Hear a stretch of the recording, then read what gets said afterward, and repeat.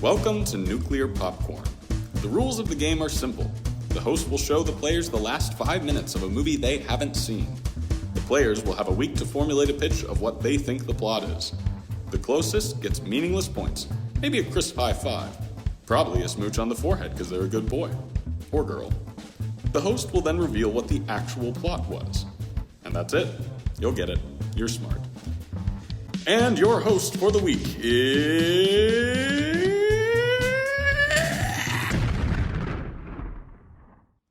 Hey, hi, I'm August. Hi, August. Hey, August. Hey, Hi, August, I'm Dad. Hi, hey, Dad. You got some Where'd you explaining to do, go? Dad. You went out for milk and never came Both back. Dad and the woman. Oh my gosh. Yeah. So this is gonna be a weird episode just because I'm absolutely exhausted. I think Hi, we all are. exhausted. I'm Dad. Hi, Dad. You keep changing my name. I don't know what to do. All right, let's just go in a circle and say our names. I'm August. I already said that. I'm Dad. Hey, Dad. Yep. I'm Luke, also known as the other son in this scenario. Apparently. Apparently. Hey, brother. I have a son. I have. Hey, I have brother. two sons. Hey, brother. And I'm Ben. Hey, Ben. Hi, Ben. Howdy. We're Hi. all exhausted. This is gonna be a high energy, fun episode. You know it's an issue, and I am the one with the most energy in the room. So usually we catch up with each other over the week. Usually we do. Usually we do. We can Usually. do that again. I don't know. I mean, How are I you guess. guys? How was your guys' I guess week? it's fine. Well, the three of us, excluding Hannah, I'm sorry, we all went to go see Babylon, Yeah. which Yes. was the craziest movie I think I've ever seen. So crazy. Very crazy. But also, if you like movies in general, you should go see this movie. Whether you end up liking it or not, there's something to get out of it, I think. I think so. The whole finale was magical. It's Yeah. 3 hours long and it has Brad Pitt with the tiniest mustache you can ever conceive of. And it's wonderful. It's wonderful. His tiny little Damien mustache is Chazelle. beautiful. And I am a simp for anything Damien Chazelle touches. So go see Babylon if you dare. I think it's Benny. already out of theaters, and by the time this episode comes out, it will definitely be out of theaters. Oh, 100%. So watch it on the biggest screen you can, very loudly. Or just put your phone up right against your eyeballs. That'll work. Watch it in VR. Just slam your face against your Get phone. your eyes dilated. Get your eyes And dilated. then watch Babylon. You got to for the real Babylon experience. Dilate your eyes first, and then push your phone Experience against your it face. like the director wanted. Dilate your eyes. Dilated eyes. No, when we saw it in theaters, it started with Margot Robbie saying, "Hey, thank you guys for watching this, and the second best experience you can have. The first best is dilating Dilated your eyes." eyes. We saw it at Regal, so we didn't get to salute Nicole Kidman. So Oh. Right, that was a bummer. Yeah, I feel gross for that. Yeah, Hannah. Yeah. I saw White Noise. I saw The Menu, and I saw RRR. Ooh, what's your Ooh. opinion on The RRR? big was three. Dope. It's so good. RRR is nuts. I showed Dad Haven't seen not it. not to, and he was like, "That is one of the coolest seen things I've RRR. seen." Like, I was like, "Isn't that the coolest really like want thing to. from It's like insane. of the like one of the coolest things from the last year?" He was like, "Yeah, that's amazing." I was like, "Yeah." I watched I was so excited about it. RRR over Thanksgiving with my little cousin who freaks out at everything in movies, and it was like every 2 seconds he's like, "They know each other. They're friends. Wait, they're not friends." They're And enemies. like, yeah, That sounds like an adorable experience. it was the best Oh. movie watching experience I've had in a long time. Aw. So Matthew, if you're listening to this, I don't know how you would be, but I love you, buddy. We love you, Matthew. Yeah. All right, let's get into the movie we did this week because I'm feeling impatient. I picked Dark City, but more specifically, I picked the director's cut of Dark City, which has Ooh. next to no Ooh. differences besides one Fancy. big difference. Yeah. We didn't actually watch the last 5 minutes. We watched the last 3 minutes because I didn't want to give them too much.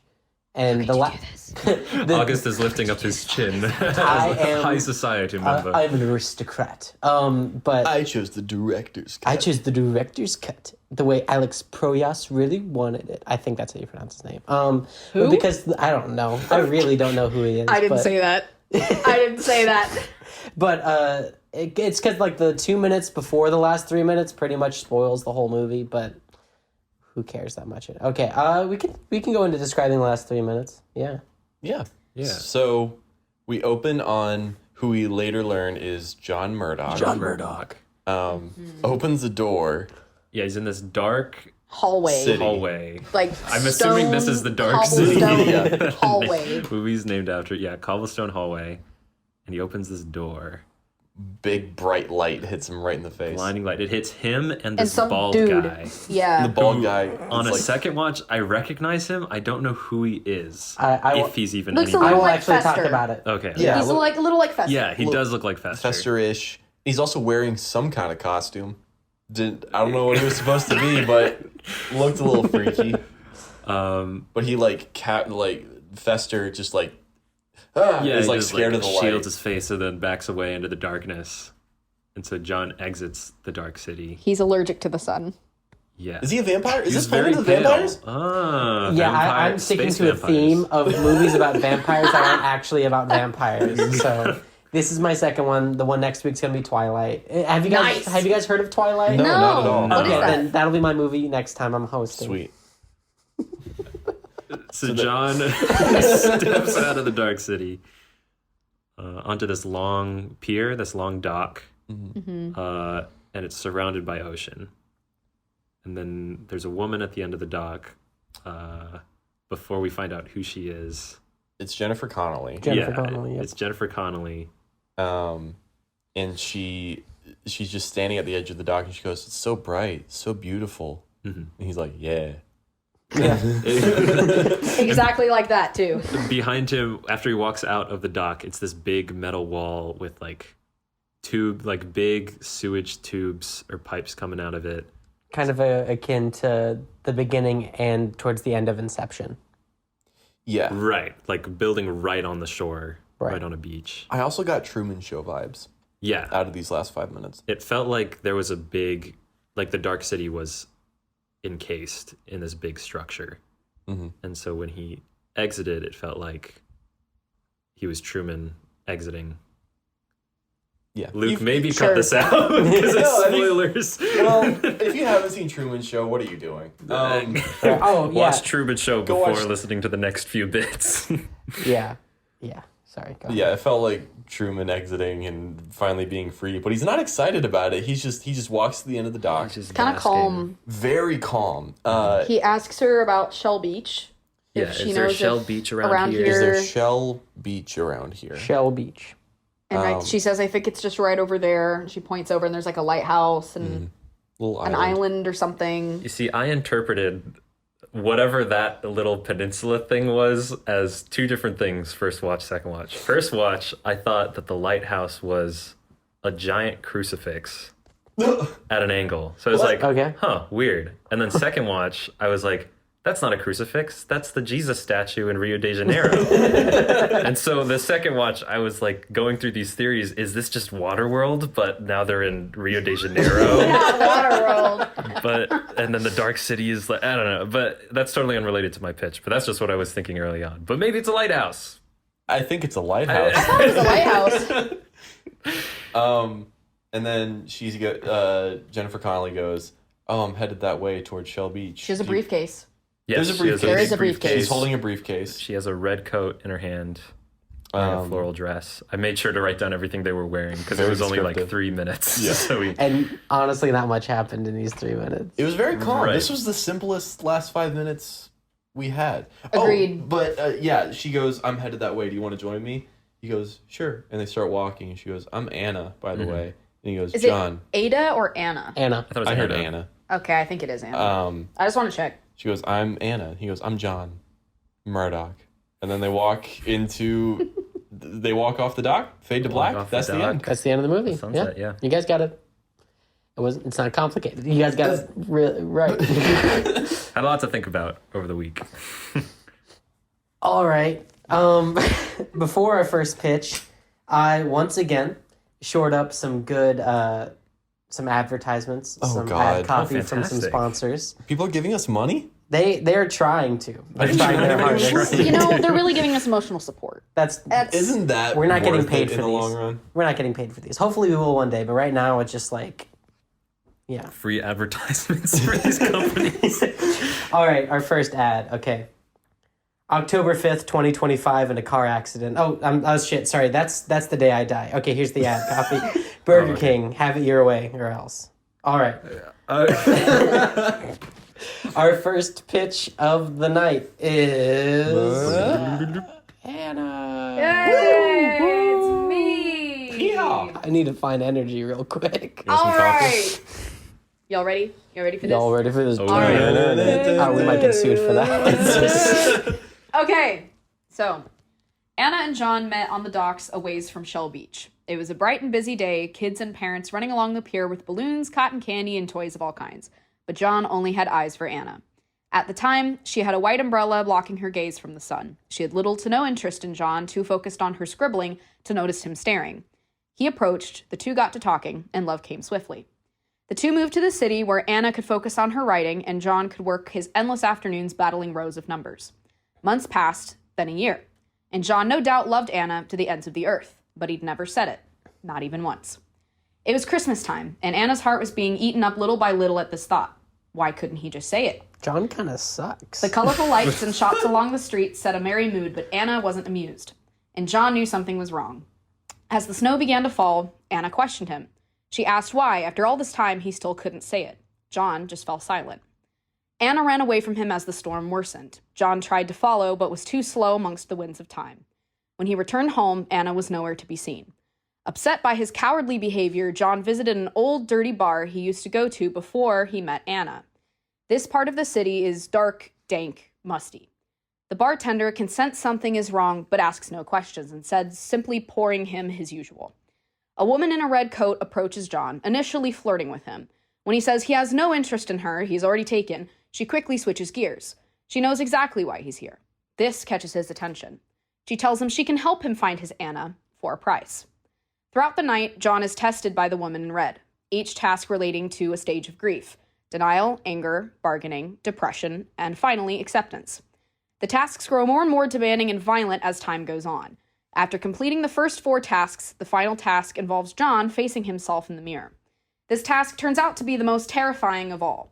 John turns into a crippled old man before his eyes. He is failing the task, unable to come to terms with reality. It turns out that Anna never returned home the night they argued. She ran out into the snow, got lost, and froze to death alone. When John returned home, he discovered the news of her death and went crazy with guilt. He grew old, drinking himself into oblivion out of a bright red bottle. He hears Anna calling for him as he faces himself in the mirror. He follows it down a winding, dark hallway.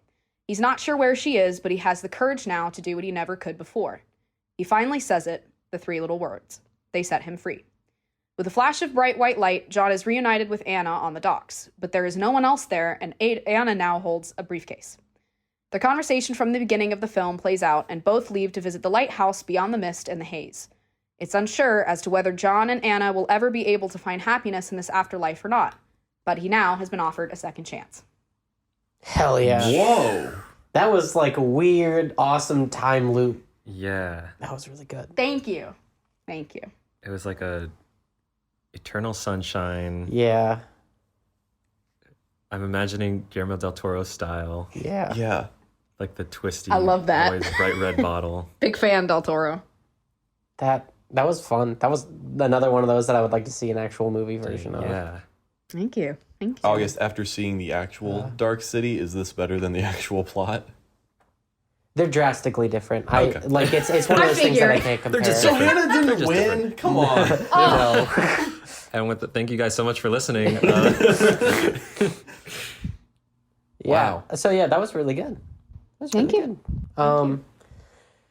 Yeah, so I'm extremely tired right now, so I don't feel up to reading the next bit of ad copy. So I'm gonna have Hannah read it for us. Oh, really? Really? Yes, I'm gonna text it to you right now. Oh, you're texting it Yes. to me? Yes, Oh. I am. What is this? Don't read it yet. Read it. Make the first time you read it be out loud to the thing. All right. Here's our next bit of ad copy. Thank you, Hannah. You're so welcome. Do you thrift all of your clothes? Do you only buy from secondhand websites?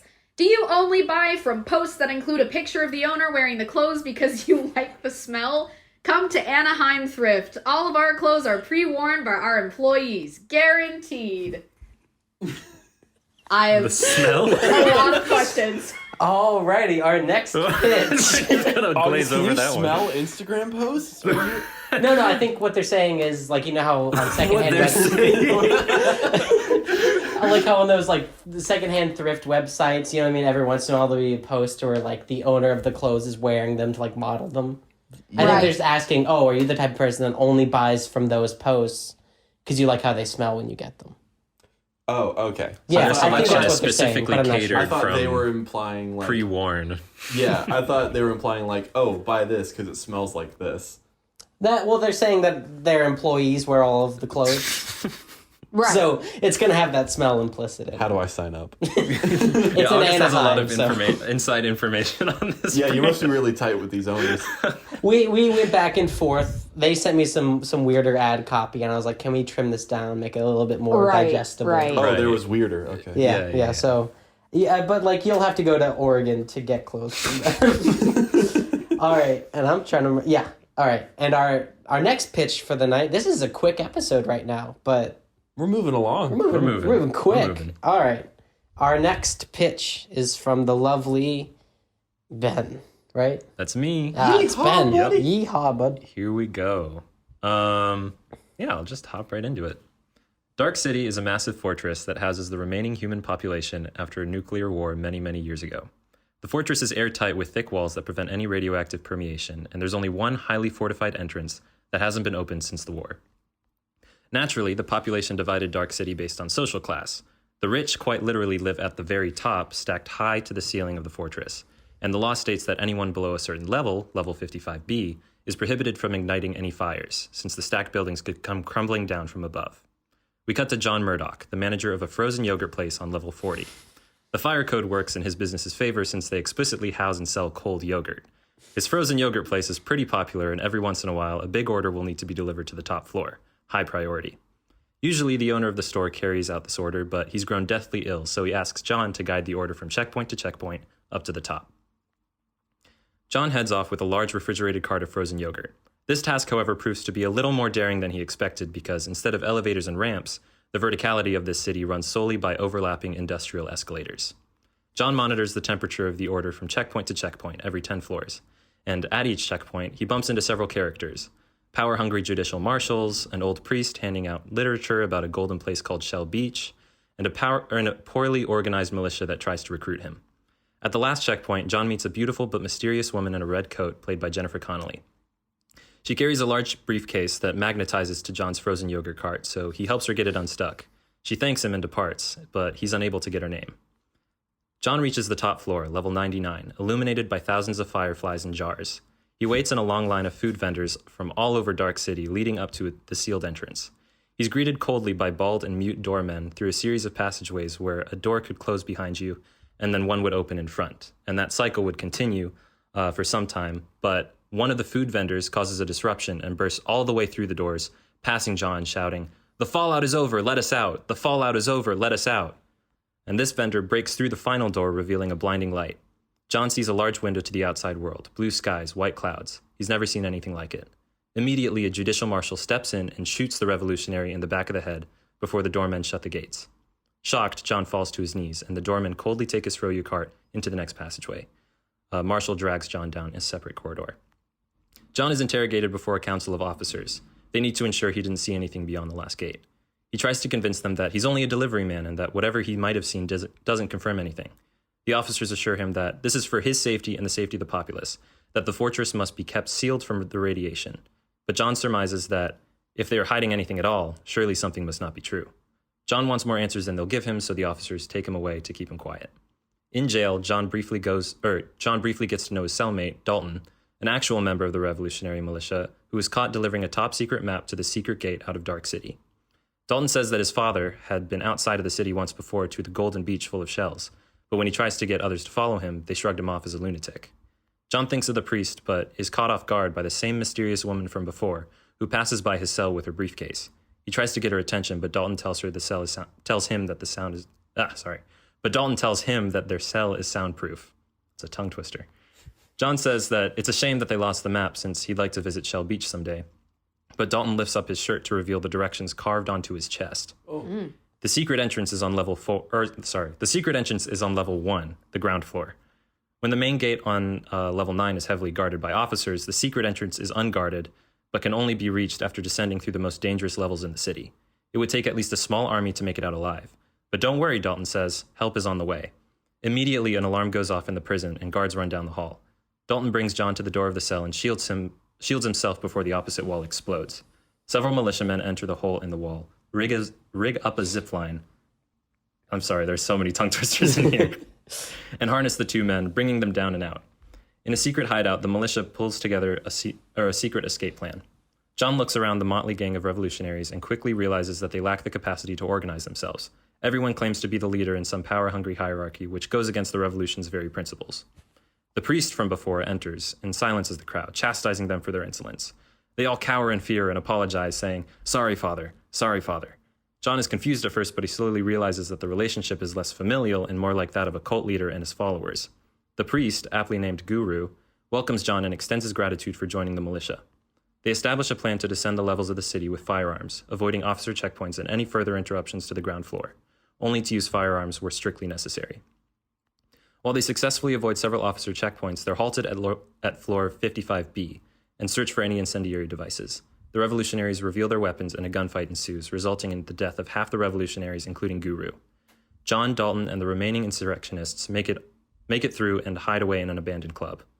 John peeks through a window at the crowd of people swarming the scene and notices the same woman in a red coat looking at the carnage in a panic. She's issued away. The revolutionaries are devastated by the loss of their leader and immediately bicker about who will take control or if the journey was even worth it. Fed up, John tells them to pull themselves together. What they just endured was the easy part, but once they descend below level 25, which is the lowest level Dalton has been, there's no telling what to expect. The men gather themselves and make off for John's frozen yogurt store. And once there, they look over the plan, gather flashlights, and eat froyo to refuel. Looking down at his almond pistachio yogurt, John questions his journey and wonders if he already lived the good life. What's beyond the walls of Dark City? And will the risks be outweighed by the reward? After the men rest up, they descend to the 30s, where there are no escalators. They must travel by foot. The 30s are overcrowded and impoverished, but the rest of the city sits on their shoulders. The majority of the work done in the 30s is disposing of trash materials from other levels properly, grinding them up without burning. The 20s are a terrifying place. It reeks of feces and rotting flesh. Though mostly uninhabited at first, save the occasional junkie lurking in the shadows, the revolutionaries see a faint light on level 20, and they turn off their lights. As they approach, they see a great bonfire in an old city square, surrounded by people crawling in a circle. Around it, hands chained to the person's feet in front of them. They wail and cry in pain while muscular behemoth men whip them with scourges. Horrified, the revolutionaries scramble away, but one of them slips and falls, toppling a pyramid of human rib cages. The revolutionaries sprint away, and the behemoths turn and chase them. The fallen member cries out in agony while the others split up. John and Dalton wait in the shadows, listening to the slaughter. John asks why Dalton had been to these floors before, and Dalton reveals he was born on level 25 and brought up by Guru after he visited Shell Beach. The directions engraved on his chest as a baby made him the map to lead people out, and recarved over the years, he intends to fulfill that purpose. He tells John to memorize the directions quickly as two behemoths corner their hiding spot. Dalton assures John that he will meet him at the beach, and he leaps up from their spot and leads the behemoths away with a commotion. John descends into the teens and finds that they're mostly abandoned. His flashlight goes out and he throws it away, depending solely on touch and little shafts of bioluminescent light from fireflies that poke through the walls. He slowly loses his mind, but never forgets the direction out. This brings us to the end of the film, where he passes a random bald man and exits the outside world through an unassuming alleyway. Beyond the vast wall, John finds a long dock extending out beyond the fortress, overlooking a vast blue ocean. The woman stands at the edge of a dock in a floral dress, red coat in hand, holding her briefcase. After they stand together for a bit, she tells him it's so beautiful here, so bright with clouds above. She directs him to Shell Beach, down the shore, with a large cross on it. As she departs, she asks if he'd like to join her, and he does. Her name is Anna, and his name is John Murdoch. They walk back at sunset off the dock. At the end. Wow. Okay. That was a lot. That was so good. Definitely the Extensive. longest pitch I've done, because I used Word instead of notes. Oh yeah. And that tends to drag things out. So if you want like a more concise, I tend to use notes. No, I like that a lot. It reminded me of kind of Brazil. Yeah. Kind of I got a little bit of Maze Runner. a little bit of Maze Runner. Yeah. The Little bit of influences were that. definitely Brazil, Snowpiercer, Yes, After Hours, Oh yeah, definitely. and Little- Babylon, of course. That one scene. I was about to say that one scene from Babylon. Yeah. The most disturbing scene in any movie I think I've ever seen. Yeah. Yeah. Ooh, it was great, Ben. But I want to see that. I Yeah. want to see your movie so bad. I want to see it as like a mini-series. And Dread. Yes, Dread, definitely. I just want to watch Dread again. Me too. It's Yeah. a good movie. That was good, Ben. Oh, yeah, that was good. That was- Dark City. Yeah, I mean, it wasn't, but it was. it was good. Way to give away the points. Goodness gracious, August. I'm gonna have a lot. I can already tell I'm gonna have a lot of trouble giving out points this episode. Oh, 'cause boy. Unless Luke gets like exactly what the If plot Luke gets it is. exactly, I'm like, well, you gotta get something. I promise you, that's not going to happen. Who knows? Hey, you Actually, might. I can't wait for your pitch. Me too. All right. Before we go on to our next pitch, I have another piece of ad copy I got from a sponsor. I am once again tired, so Ben's gonna read it for us Sounds good. because I don't want to. I'm gonna try to not look at it until I. All right. Okay, I have it here. Yeah, read it whenever. Ready? Don't turn on the dryer. Mittens is in there. Bounce dryer sheets. We can't get the stains out, but everything else will smell like lavender. Oh my god. It just says screaming in parentheses, so I couldn't tell if it was in pain or if it was, I think they were okay with either one. I think they either or wanted if I you to just scream in said pain or screaming. right. Don't turn on the dryer. Yeah, I wasn't sure about that one, but Bounce was really excited. They were like, "No, this fits everything fits it. really well." I was like, Yeah. "Okay, Bounce, if this is what you guys want, You can put anything in there. if this is what you're not paying us to read, that's okay." Like, Just we'll- keep in mind, Bounce, this is a strictly audio format, so right. no visuals here for what you're trying to convey. I will say that paints a pretty clear visual, though. I agree. I think it does. If Yeah. we want to take any clips from this episode and play it at the beginning of the episode, it should just be the screaming. 100%. All right. On to our next pitch, our final pitch, and it is from our main man, Luke. I'm the main man? Yeah. The main I man. don't Yeah, like If you you had to are. pick one main man, you'd be the Be main, the main man. I don't like that. Well, that sounds know like a who- main man to You know me. who's the main man? John Murdoch. John Murdoch. Hey. You know is the what? main man. You right. You Or right. so we think. So we think. Jennifer Connelly could be the main man. Is he true. though? So we're about to find out. Are we? John Murdoch is your everyday guy. His life isn't anything special, but he makes the most of it by living the simple, quiet life with his neighbors, his dog, and his best friend. In this dystopian future, John works a run-of-the-mill job as a hologram cook, serving up the finest transparent delicacies in the city. That's so good. Don't ask me what an edible hologram is. I don't know either. But Plankton knows. We will from someday. SpongeBob. Plankton from the one episode of SpongeBob, he knows. You're right. John finds purpose in life by serving these morsels of light to a city that does not quite remember what light looked like. Everyone loves his holograms. He figured out a way to reflect true happiness in each hologram he cooked up. It was only a matter of time before somebody discovered his worth. When John's manager, Kyle, decides to open up a new location of the hologram restaurant, John thinks for sure that this is his time to step up. But he gets passed up for the promotion for his less than stellar coworker, Simon. Kyle explains that John is just a little too immature for the position. He's still pretty young. Devastated that he did not get the promotion, John goes to the local bar with his best friend and drinks his sorrows away. Kyle built this hologram restaurant as competition for his rival Parker's restaurant right down the street. Kyle and Parker have a very Hatfield and McCoy friendship for a while, but this was the last straw for Parker. In an attempt to frame Kyle, Parker hatches a plan to steal the president's toupee and blame it on Kyle to put him out of business for good. Okay. The next day, Dude, how did you get it? Like, that's, you even got the toupee subplot. I'm so Exactly. surprised. I kind of lied. I had seen this movie before. No, I'm just kidding. So the next day, the president swarms Kyle's restaurant, accusing him of stealing his toupee. In an attempt to seem more mature for Kyle, John volunteers to find the president's toupee and where it currently resides, Shell Beach. Oh, shit. Oh No, my wait. god. Okay. You are not doing No, this. proceed. Keep going. John sets out with his best friend, named Patrick, to find the toupee and himself along the way. While on his journey, John keeps having dreams about a woman named Anna. He shrugs it off and keeps trekking. In an attempt to sabotage John, Parker hires a bald hitman named Dennis to track him down. Dennis scares them a little, but not too much to keep going. The rest of the movie plays out with John adventurously finding his way out of the dark city and into the light. He loses Patrick along the way, but as he sacrificed himself to keep Dennis from getting them. Once he reaches Shell Beach, All light is found. Anna, the woman of his dreams, turns out she had the president's toupee all along in the briefcase. The last 5 minutes plays out. He meets the woman from his dreams, Anna. They travel to Shell Beach together and deliver the president's toupee in an epic rock number set to the tune of I Wanna Rock by Twisted Sister. Kyle is forgiven, Parker is locked away, and Anna is just David Hasselhoff in a wig. Thank you, good night. Nice. In case you didn't get it, I just wanted to watch the SpongeBob movie. What shape was his guitar at the end? Oh, it was flying In the shape of a cashew. It says Krusty Krab on the headstock, actually. Oh my gosh. Just that was I great. heard I loved Shell it. Beach, and I was like, huh, it's kind of like Shell City, and I didn't stop there. Yep.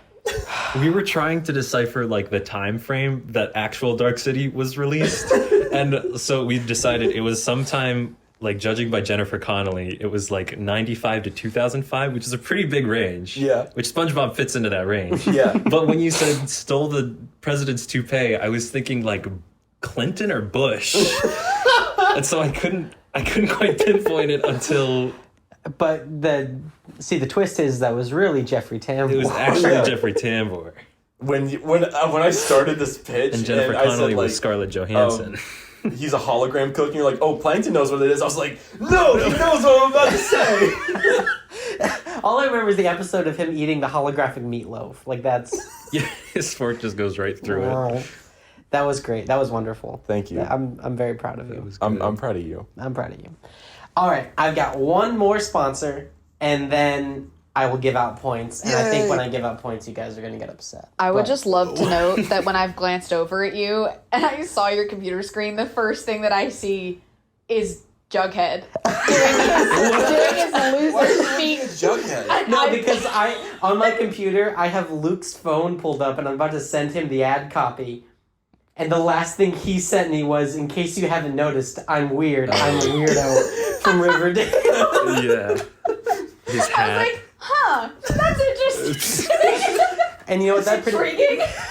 That pretty much sums up mine and Luke's relationship. I did think you were gonna say that you saw Haley Joel Osment on his No, screen, That would be I'm great. honestly That would be surprised better. that I haven't seen that perpetually tonight. on a tab. That I always have a picture of Haley Joel Osment pulled up on my He does. I Can confirm. Yes. keep a picture of him in my wallet at all times. All right. So again, I'm tired. Don't want to read this next one. I'm sending it to Luke. Luke, if you wouldn't mind reading our next bit of ad copy. Absolutely, I would love to. Have you ever seen your ex at a Chick-fil-A double drive-thru so you floored Daddy's Beemer into a nearby Jimmy John's? Well, I have, and to make sure I never get embarrassed while waiting for my 8-count nugget and frosted lemonade again, I used the toy face mask of Olympic silver medalist Colby Stevenson, new from Hasbro. For only 4 payments of $5.99, you too can look like Olympic silver medalist Colby Stevenson. No more being forced to talk to people you don't remember. Look like Olympic silver medalist Colby Stevenson today. That was about 30 seconds. I couldn't pinpoint what it was an ad for until the last third. I'm dropping the bid for a second. I can't remember writing that. Like, I really can't remember writing that. I remember looking up Olympic silver medalists because I thought that was funny, but I don't remember writing the rest of that. My favorite line from that is, so you floored Daddy's Beamer into a nearby Jimmy John's. What I love is that on a street in Nashville where we are, Yeah. a Chick-fil-A and Jimmy John's are right next to each other, so I had a perfect visual. It's a double drive-through. Yeah. On every block in Nashville, pretty much, is a Chick-fil-A, Chick-fil-A and a and Jimmy a damn John's. Jimmy John's. Oh That was so good. no. I love when I laugh at my own jokes. All right, so down to the final judging. Wow, we're only 30 minutes into this. This is a short episode. So points. For most accurate, oh my gosh, I hate that I'm doing this, but for most accurate, I'm gonna have to give Luke Oh my god! 6 Jennifer Connellys, all with a different name. I have to do that. I'm so sorry. I have so many questions. Are we just gonna watch the SpongeBob movie? But that's the thing, is it's by a technicality, right? Okay. It's just because There's a hitman named Dennis. Yeah. no, it's just because the whole movie is in complete darkness, or like they never see the light in the whole. Like that's why it's called Dark City. There's no sun or anything. Got it. Ben's yours featured the sun more than it's featured in the movies. Yours was the only one that was exclusively in the dark pretty much the entire time. That's Holy the crap. only reason I can give that to you. Let's go. And it's kind of a mystery, so they're trying to solve stuff or whatever. Okay, that's and fair. then most creative. I feel like I have to give it to Ben. Yeah. Just because of how immensely dense it was. It was. It was a story. I tried It to was. read the audience, which is you. Me. I tried to, get in your headspace. Oh my gosh. Yeah, so those are the points. And then, How many points does Ben get? oh, that's a good point. Ben gets 3.5 bald men. Cool. Nice. And the half bald man is really a child. Darn it! Okay. I'm thinking of the little, what's Nicholas Holt in Mad Max Fury Road? No, they all kind of War look like, Boys? yeah, they all The kind of little look like War war Boys. boys. Well, That's what I think. I mentioned that because in this movie there is a small bald child. Cool. Really? Yeah, actually. So 7 Jennifer Connollys all with 6. different names? He Or gets 6 Jennifer Connollys all with different names. all with different names. And you get I'm okay with that. 3.5 3.5 bald bald men. Yes. See, when you said Baldman, I just pictured Mr. Clean, not Mad Max, so that put a very different image in my I thought head. of Dean Norris. All right. Or the Dean from The Community. Dean. The Dean from Community. That would make this movie a lot funnier. If it was Jim Rash. Alrighty. So I'm gonna go into the actual plot of the movie. Let's go. I will say that this is copy and pasted from Wikipedia because I feel lazy today. So let's start. Today I don't feel like doing this. So John Murdoch, played by Rufus Sewell. Well, actually, hold on. Let me get into more of the history of the movie first. Cut out Please. everything I just said, please, Luke. I might leave it in for the bit. Okay, well, it's up to you. It's whatever you want to do. The little smile you just gave me, like, it's staying. It's going. It's staying. It's staying. All right, so You don't get a choice. It's staying. this movie is directed by Alex Proyas. Proyas? You're 'Cause asking you're us? nice. Proyas. Proyas. Proyas. Yeah, sure. Let's do that. Proyas. And it was written by him and Lem Dobbs and David S. Goyer. Oh my gosh. Yeah. So Dark Knight guy. what? Like all those DC movies. Yeah. Suicide. I think it's Suicide. Is this a No, DC that's property? David Ayer. That's David. I'm thinking of David Suicide Squad. Right? he did Suicide Squad and Fury. Ayer. Wait, who's David S. Goyer then? What? He did the story for the Dark Knight trilogy, Batman v okay. Superman, Man, of Steel. my brain isn't working right now. For a second, I David forgot Blaine. that this movie was called Dark City and not Dark Knight. And so when you said, Oh, the Dark Knight guy, I'm it like, was like, yeah, he yeah. wrote this movie. This movie is very heavily inspired by Metropolis. Oh, yeah. Okay. And so, Ben, you mentioning like, oh, I don't know what time period this movie's in. They make a point in the movie to say that this is a city built from every time period of human history. Or like of the 1900s. So each building is kind of themed differently. It's supposed to look like it could be out of any time period. And honestly, the sets are like the best part of this movie. It's really, really good. The acting's Cool. pretty good. Bless you. So it was originally written by Alex Proyas, and then he brought in Lem Dobbs, and then he brought in David S. Goyer to help with the more action scenes when they got a higher budget. And then the sets were later sold off to The Matrix, so you can see a lot of similarities between those two things. Okay. Wait, when was this released? This movie was released, that would be a good thing for me to say, 1998, so right in that time. You were right on the period. money. Right Bro, the before year I was Matrix. born. Right. Okay. Yeah, so that like... tracks. That's whack. Anna is Dark City. I am Dark City. I- Figures. One of the biggest critiques this movie gets, surprisingly, is that Kiefer Sutherland plays like a wormy little psychologist guy. The dude from 24? Yeah, he plays like a scrawny psychiatrist, and people are like, I don't believe that. not me only knowing Kiefer Sutherland as Kiefer Sutherland, I'm like, I buy it. But also it's weird. Like if you know him from 24 or anything else, it's weird. What else was he in? Lone Survivor? I'm sure. I don't know. I just know him as Kiefer. And I'm gonna look him up. Gosh, my brain is all Designated over Survivor. the place. That's Yeah. that's the name of the That's show. the show. Not Lone Survivor. That's Mark different Wahlberg. movie. That's what I was wondering. I was like, oh, really? The Lost Boys. Stand By Me. Yeah. I'm going to be frustrating the crap out of the audience right now because my brain is all over the place. It's okay. Alex It Proyas happens. also directed The Crow. Oh my gosh. So that's wow. why it's visually Okay, it's extremely similar. Heavily, like really dark, really noir, really like Okay. yeah. So so he directed The Crow, and then I think a couple years later he did this movie.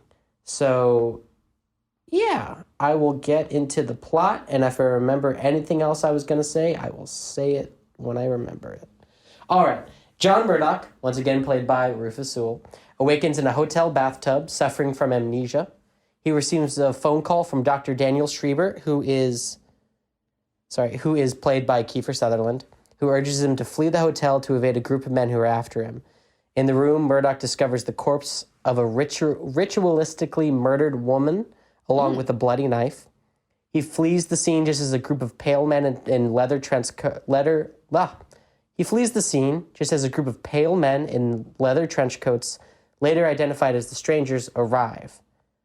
They pretty much leather trench coats zipped up to the top, and they are bald and pale. Me rolling up to the club. Police Inspector Frank Bumstead, played by... His name is not Frank Bumstead. His name is Frank Bumstead, and he's played by William Hurt. Oh. Yeah, he's looking for Murdoch as a suspect in a series of murdered prostitutes, though Murdoch can't remember actually killing anybody. Following the clues, Murdoch learns his own name and finds out he has a wife named Emma, played by Jennifer Connelly. Wait, what? Her name was Emma? I will explain that in a minute. Okay. Yeah. Big fan of the name Emma. Would be, huh? Contractually obligated. Emma, if there you're are- listening to this, I love you. Also, with this thing, there's a lot of things I'm leaving out just for the sake of time, but it will also take me a long time to go through this. When the Strangers catch up with Murdoch, he shows that he has the ability to alter reality at will. What? Which the Strangers can also do, and they refer to it as tuning, and he manages to flub his way with his powers to escape. Basically, like these, like, you know, in Super Friends, when Aquaman is talking to fish, and it's got those little, like, air circle things, that's what it looks like when he manipulates reality. So they're up on, like, a balcony, and he, like, makes the floor disappear underneath them, and they fall, and then they fly back up to get to him. So R100? Yeah, it's R100, but the Matrix, and also It's... I lost the last Super one. I was gonna Friends. say. Super Friends. Once I'm done with this, I'm going to talk about how I wish this movie was made, because I'm so disappointed. But I'm also... I like Okay. this movie, but I'm very disappointed. Then Murdoch wanders the streets of the city, where nobody seems to notice the perpetual nighttime. At midnight, he watches as every single person falls asleep, and the Strangers physically rearrange the city, as in buildings grow and shrink, like they come out of the ground and they fall into the dirt. And assisted by Schreiber, Kiefer Sutherland's character, change the inhabitants' identities and their memories. So basically they implant people with different memories. I think the first time you see this happen, there's this really poor couple talking, and then their building grows and becomes a mansion, and they go in and give them fake memories to think that they've always been rich and stuff like that. Is there a reason why? Yeah, I was wondering why would they do this. I will explain that later. Okay. Yeah. So even though, actually, no, I'll explain that right now because that's when the movie explains it. They are the strangers are slowly dying. They are a race of like a hive mind alien species, and they are slowly dying, and they're looking for the thing that makes human beings unique. They're looking for the human soul. So they feel like if they can switch around people's memories and try to find it through that.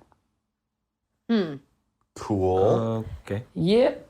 I mean, they can fly, so yeah, sure. Yeah, it's yeah. So Murdoch learns that he's from a coastal town called Shell Beach, which is familiar to everyone, but nobody knows how to get there, and all of his attempts to visit are unsuccessful.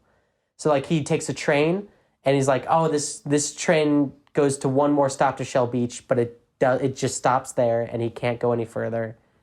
And he's like, so he tries to get out of the city, but he can't. That does remind me of the Truman Show. Well, yeah, it's a little Except Truman Show. Nobody's in on it. Right. Right. Okay. Okay. This movie's a little Truman Showy, a little Matrixy, a little Inception. Meanwhile, one of the strangers, Mr. Hand. Mr. Hand? They're named like Mr. Hand, Mr. Book, Mr. Clock, Mr. Glove. They're just Mr. and a random word. That's Okay, so Reservoir Dogs. I kind of really like that. Yeah, it's kind of cool. It's kind of weird. So actually, I think it explains later, but I'm going to go ahead and explain it now. The strangers are like a race of alien energy beings that have taken over dead bodies. So that's why they're all pale. That's why they're all wearing the same thing. Yeah, so... I need an energy You're being. not vampires. I need an energy being to take over my body right now. So Mr. Hand injects himself with a copy of memories that were supposed to be given to Murdoch, hopefully helping them track Murdoch down. How do they have a copy? Kiefer Sutherland. So they make Kiefer Sutherland recreate the memories that were supposed to be given to Murdoch. I'll explain that in a couple seconds, actually. This is actually a time when I should explain Mr. Hand. Mr. Hand is played by Richard O'Brien, and he was specifically picked for this role because of his role in Rocky Horror Picture Show. Nice. And that's who the strangers are based off of, is his character in Rocky Horror. Interesting. Yeah. Kind of love that. Right? It's a little weird, it's strange, but it's great. So Murdoch and Bumstead, the inspector... Frank. Inspector Bumstead eventually catches Murdoch, though he acknowledges that Murdoch is most likely innocent, as by then he has his own misgivings about the nature of the city. Bumstead has been having his own B-plot. He's starting to doubt that the city is even real because he's taken on this case from a previous detective who threw himself in front of a train. Yeah, it's real weird, but it's great. Where am I? They confront Schreiber, who explains that the strangers, I already explained this, which are extraterrestrial beings who use human corpses as their hosts, have a hive mind and are experimenting with humans to analyze individuality in hopes of making a discovery that will help their race survive. Once again, they're slowly dying. Kiefer Sutherland points out that they're really looking for the human soul. Schreiber also reveals that Murdoch is an anomaly who inadvertently woke up when Schreiber was in the middle of imprinting his latest identity as a murderer. This is when we find out that they were trying to experiment, what happens. They were trying to study a serial killer. So they took Murdoch and tried to implant the memories of him murdering a bunch of prostitutes. But Murdoch woke up while he was getting the memories implanted and broke the syringe. So that's why he doesn't remember anything besides bits and pieces, because he only got part of his memories. Murdoch and Bumstead take Schreiber and attempt to reach Shell Beach, but instead end up at a poster for the town on a wall at the edge of the city. Basically, they open a door, this is supposed to be Shell Beach, and it's just a big poster on a wall, and they start tearing it down. Murdoch and Bumstead break through the wall, revealing outer space. What? And as they would. So on the other side of the wall is just outer space, and like some of the rock drifts out, and it hits like a force field and goes right through it. Does Ethan, what's gravity, the force field there for? I have questions. Okay. It's kind of just like seeing is believing. I just wanted to watch this. Yeah, right. It seems like a good watch. Suspension of I would disbelief. like to watch it. It's fine. I kind of felt bad about picking this movie last week, and then I watched it. I felt bad because I was like, I don't want to spoil this movie for you guys or the audience. I want them to watch it because I remember watching this when I was younger and being like, oh my gosh. But then I realized that they spoil the entire movie within the first 20 minutes, and I was like, I'm okay. And it's even worse in the theatrical cut where the movie starts with Kiefer Sutherland narrating, explaining exactly what's going on. Right, that's what you were saying. That's the director's cut just took that whole thing out, and it's like, okay, that's better. But they still don't do a great... Was that the only change? There was another thing where, like, the first time they change everything, the inspector wakes up and the coffee in his mug is swirling. They took that out in the theatrical cut. Oh, what? Because like the audience didn't understand it, but the director loved the idea of like when they change things that they don't intend to change also change. Oh. So he left it in the director's cut. Those are the two differences between the two cuts. Oh, I was thinking it was like some evidence was left of people being there. Not really. But 'Cause if they it don't change wasn't anything that, then about it's him. like, what the heck? That would have been cool if like there was a coat hanger rocking in the closet and he's like, somebody was just here. Like that would have been a little more intriguing, but Yeah, that would have been a lot cooler. whatever, coffee swirl. Right. Whatever. So Proyas. this is not the movie for me to be explaining at like half brain capacity right now, but I'm certainly trying. You're doing great, bud. So rocks fly out of the city into this force field and drift off into space. Then the strangers arrive, including Mr. Hand, and they have Emma as a hostage. So Jennifer Connelly. She's been in the movie the whole time. She's been doing a bunch of stuff. It's just I haven't mentioned it. Everyone fights. Then Bumstead and one of the strangers fall through the hole and drift out into space. And that's when we see the city for the first time in its entirety. And it's basically a big disc with the city sitting on top. If that makes any sense. It's like a flat world with the city on top of it. I'm picturing Ba Sing Se. Kind of that, except Okay. it's just the city floating in space. Okay. And it's got like a force field around it. Sure, And Jan. Yeah. Yeah, so then the strangers bring Murdoch to their home beneath the city. There is no war in Dark City. There is no war in Dark City. They bring Murdoch to their home underneath the city with a giant machine in the middle and force Schreiber. They force Schreiber to imprint Murdoch with all of their collective memories, believing Murdoch to be the culmination of their experiments because he has their ability. They think he's more evolved than everyone. Schreiber betrays them and instead inserts false memories in Murdoch that artificially reestablish his childhood as years spent training and honing his tuning skills and learning about the strangers and their machines. Basically, Kiefer Sutherland has made fake memories for Murdoch in which he remembers his childhood being a series of events of him learning to hone his abilities and learning about the strangers and all their machines and stuff like that. Okay. So Murdoch wakes up, and he's now fully able to realize his powers. He frees himself and battles with the strangers and defeats their leader, Mr. Book, in a psychokinetic fight high above the city. They're basically flying, throwing stuff at each other. It's not my favorite part. WandaVision. It's very Final Fight in Marvel, and it's not my favorite. They literally have a part where they like mind shoot at each other, and it meets in the middle like Harry Potter with the wands. You know what I mean? It's like why is this in here? How does it compare to the Shark Boy and Lava Girl battle between the Dreamers? Very similar.